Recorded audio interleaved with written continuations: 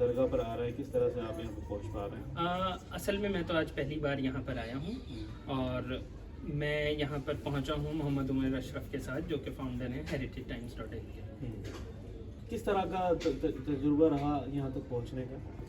یہاں تک پہنچنے کا تجربہ ایسا تھا کہ ہم ترکمان گیٹ تک جب آ گئے تو کیب سے آ رہے تھے ہم, کیب والے نے کہا اب ہم اندر نہیں جائیں گے. اس کے آگے پیدل چلنا, مجھے بیچ میں تو یہ لگنے لگا کہ جو ہمیں لے کر آ رہے ہیں وہ پتہ نہیں کہاں لے کر جا رہے ہیں, کیونکہ بہت ہی سنکرے راستے ہیں, بہت خستہ حال گلیاں ہیں. لگ ہی نہیں رہا تھا کہ اندر جا کر کوئی مونومنٹ ہوگا جو کہ انڈیا کے لیے اتنا امپورٹنٹ مونومنٹ ہو سکتا ہے. انڈیا کے ساتھ ساتھ کہا جاتا ہے کہ اسلامک تاریخ میں بھی یہ پہلی مہیلا خاتون ہے جن کو سلطنت جنہوں نے کی ہے. تو اس اتنی بڑی ہستی ہونے کے باوجود جس طرح کا ان کا مزار ہے, کیا امید تھی آپ کو اس طرح سے؟ پہلی کیا, اگر میں صحیح سے کہوں تو یہ اکیلی مہیلا ہیں جب تک اندرا گاندھی نہیں آئی تھیں, اور اندرا گاندھی ڈیموکریٹکلی الیکٹڈ تھی, جنہوں نے کہ دلی پر حکومت کری. اور ان کے بعد بھی اگر حکومت کرنے والا دیکھا جائے جسے سوورین کہتے ہیں پورے طور پر, تو وہ بیگم حضرت محل بھی سوورین نہیں تھی. بھوپال کی ملکائیں سوورین تھی, لیکن وہ بھی اس طریقے سے نہیں تھی کیونکہ ان کے یہاں ایک ریزیڈنٹ ہوا کرتا تھا.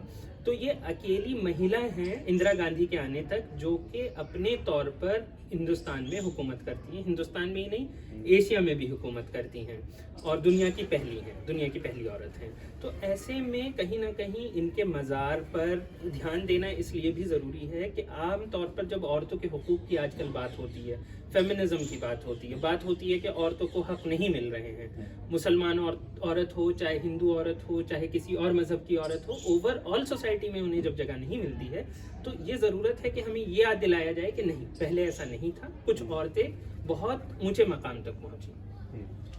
یہ بات بار بار کہی بھی جاتی ہے کہ مسلمانوں میں عورتوں کو دبایا جاتا ہے, لیکن یہ دوسری مثال یہ بھی ہے کہ مسلمانوں میں ہی 800 سال پہلے جب کوئی تصور بھی نہیں تھا کسی کو ملکہ بنانے کا, تب وہ ان کو ملکہ بنایا گیا تھا.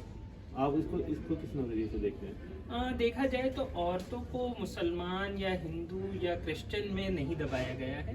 اوور آل پوری دنیا تاریخ اس چیز کی گواہ ہے کہ عورتوں کو ہمیشہ ایک طریقے سے دور رکھا گیا, مین اسٹریم سے دور رکھا گیا. دنیا بھر میں پردہ ہے, پردہ اکیلی چیز نہیں ہے, اور بھی بہت سی چیزیں ہیں. پڑھائی لکھائی سے دور رکھا گیا, بہت ساری اس کی وجوہات تھیں.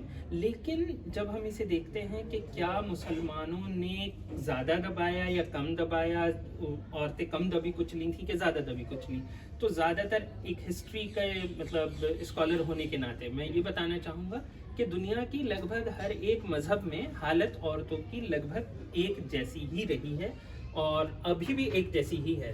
اگر ترقی ہو رہی ہے تو سب میں برابر ہو رہی ہے, تھوڑا کم زیادہ ہوگا. جب ہم کہتے ہیں کہ مسلمان عورتیں کم ترقی کر رہی ہیں تو مسئلہ یہ بھی ہے کہ مسلمان مرد بھی کم ترقی کر رہے ہیں. آپ نوکری میں جائیں گے, آپ کہیں گے مسلمان عورتیں کم ہیں, ہندو عورتیں زیادہ ہیں, لیکن آپ کو پتہ چلے گا کہ مسلمان مرد بھی کم ہیں, وہ بھی کم اسکول جا رہے ہیں. ان کے یہاں اوور آل, آپ ابھی اس محلے میں آئے, یہ مسلم محلہ تھا, اس کے حالات آپ دیکھ سکتے ہیں. تو یہاں پر اگر عورتیں دبی کچلی ہیں تو مرد بھی دبے کچلے ہیں, سبھی دبے کچلے ہیں, تو وہ تو ایک الگ مسئلہ ہے. اس سے الگ ان کا اپنے آپ میں ملکہ بننا 800 سال پہلے یہ درشاتا ہے کہ صرف اسلامک حکومت کے دور میں ہی نہیں, یہ اسلامک حکومت نہیں ہے, یہ ہندوستان کی حکومت ہے. اس میں ہمیں یہ دھیان رکھنا ہوگا کہ یہ کہہ دینا کہ اسلامک حکومت ہے اسے الگ کر دیتا ہے ہندوستان کی تاریخ سے. ہندوستان میں یہ چیز بہت پہلے ہو گئی. جو آج کے ٹائم میں اپنے آپ کو جب عورتوں کے خیر خواہ بتاتے ہیں انگریز لوگ, تو وہ لوگ سوچ بھی نہیں سکتے تھے. تو یہ چیزیں ہندوستان میں ہو گئیں. اور اگر ہم کہیں کہ صرف اسلام کی وجہ سے ہوئی تو ایسا ترکی میں نہیں ہوا, ایسا کسی اور جگہ پر نہیں ہوا, ایسا ہندوستان میں ہوا, دلی میں ہوا. تو اس میں ہندوستان کا بھی ایک رول ہے, اس میں اسلام کا بھی ایک رول ہے, اس میں سب کا ایک ملا جلا رول ہے. ان کے آپس میں آنے سے ایسے حالات پیدا ہوئے کہ رضیہ سلطان ملکہ بنی.